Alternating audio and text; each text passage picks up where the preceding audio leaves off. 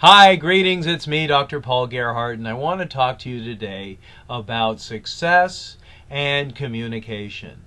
We all know that communication is absolutely very important, and the more successfully we communicate our ideas, the more success we find in our own lives, and the more probably the friends that we have and people that help bring us success by contributing their ideas and resources to us.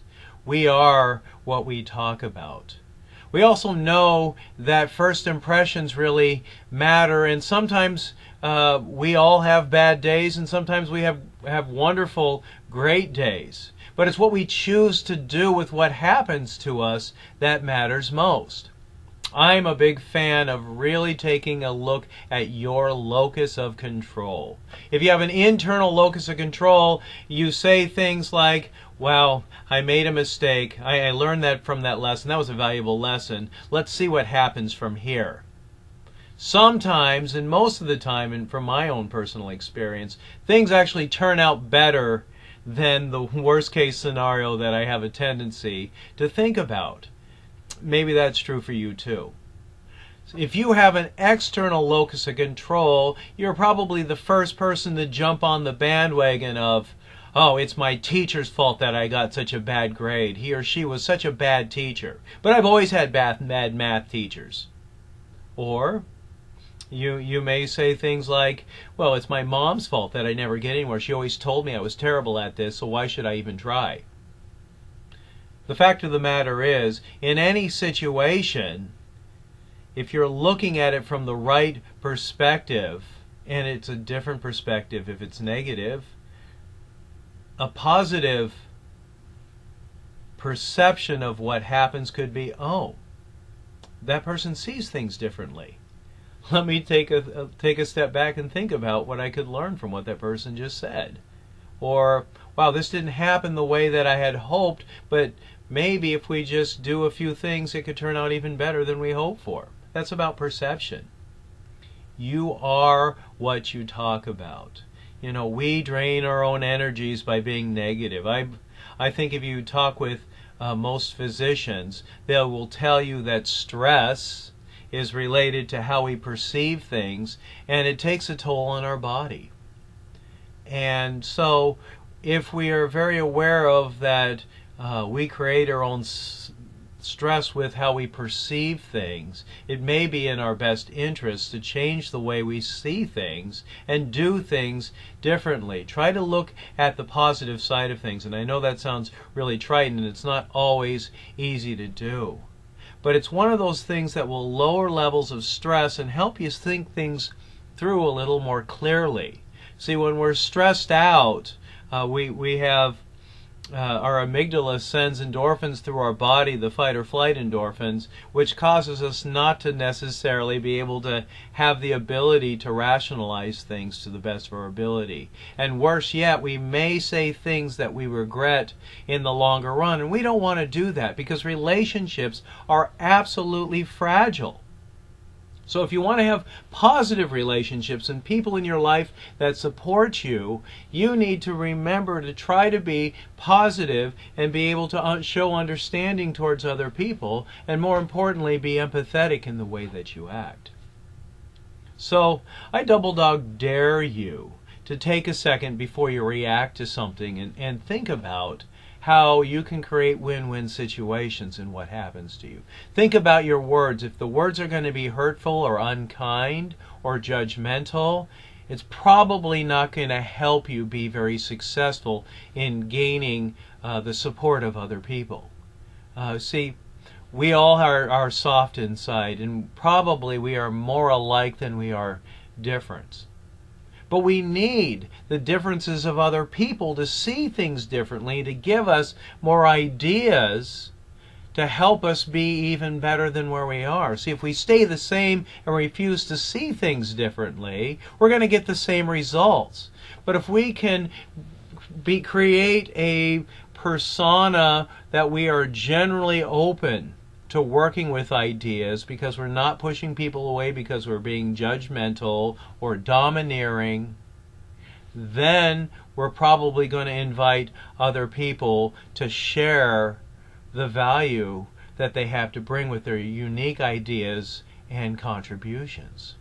And it's our environment that shapes the way we see the world, and the way that we see the world really is pretty much the way we are. And I'm quoting the late great, and I do mean great, Dr. Stephen Covey, the author of 7 Habits of Highly Effective People.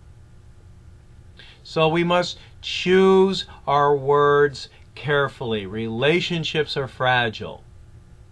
People matter, and we could push people away and not have what they bring to us. And most people know that we need our colleagues to support us when we need things, resources, and more manpower.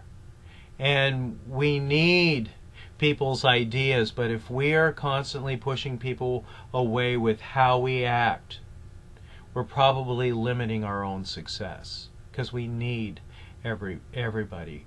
We don't have all the answers. We don't have all the resources. And we may be seeing things in the wrong light and not being open to seeing things properly because we've closed communication with other people. That could be seriously detrimental to our own success. And that's why I say, is you create your own successes and you create your own failures by what you choose, by the choices you make.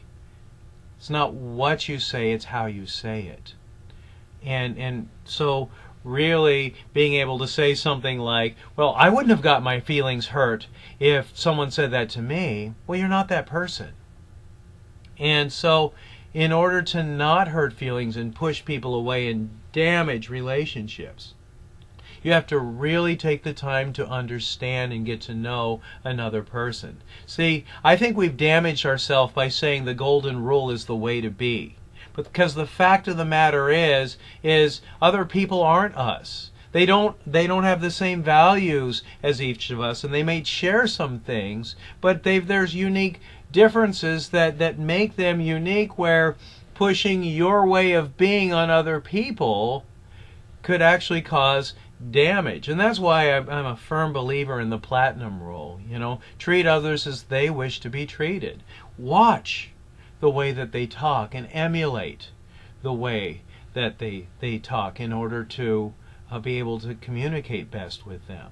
If you go into another country and you say, well, I'm American, you have to speak English to me, so stop speaking your native tongue, you're probably not going to get the best results. But if you go there and you start learning their language, you're probably going to get more meaningful relationships, and they're going to want to communicate with you. Well, if they're speaking the same language, like English, as you, and you're watching the way that they speak, and you're speaking in a way that doesn't appear confrontational to them or judgmental or pushy, but you're emulating their level of speed, you're emulating their level of sociability, then you're going to feel welcoming to them, and they're going to feel comfortable communicating with you. And then you can exchange ideas even better. And I know that you understand that sometimes when you ask somebody, do you understand what I'm talking about? And they say, yes, I do.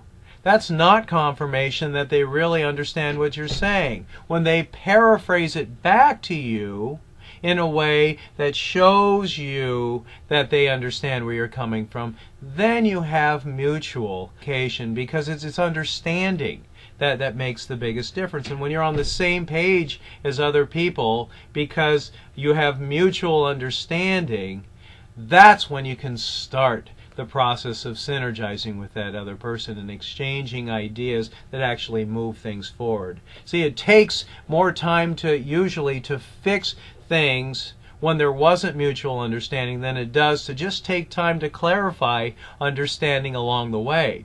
But in order to do that, we need to understand each other and make sure we're aware of each other's communication styles. Don't make people come halfway to you.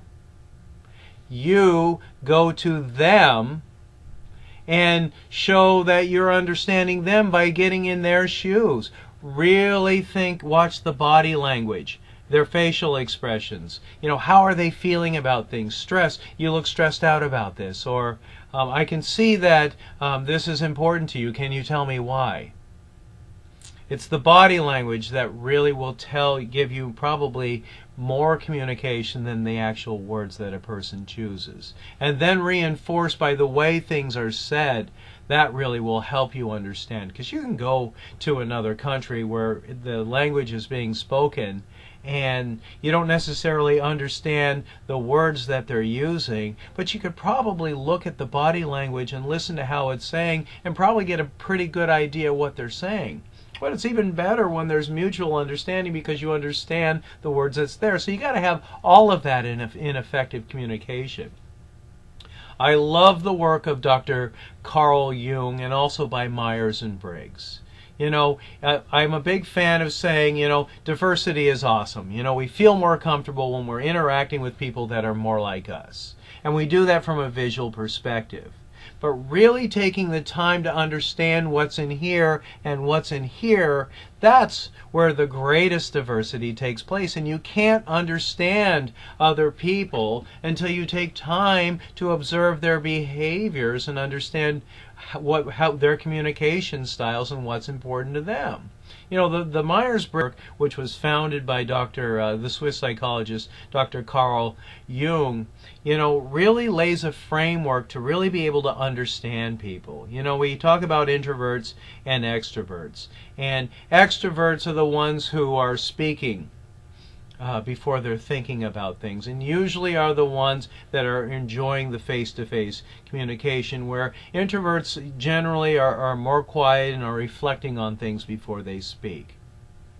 And that's kind of their comfort zones in being in more closed settings with one-on-one rather than in large groups. And those comfort zones, one is not weird, they're just different. And really being able to understand why people do what they do because they're either an introvert or an extrovert is really important. Also, the way that we take in information really has to be considered, because if I knew you were a sensor, I'd want to talk about the step by step on how things are going so I can lay things out with specific details.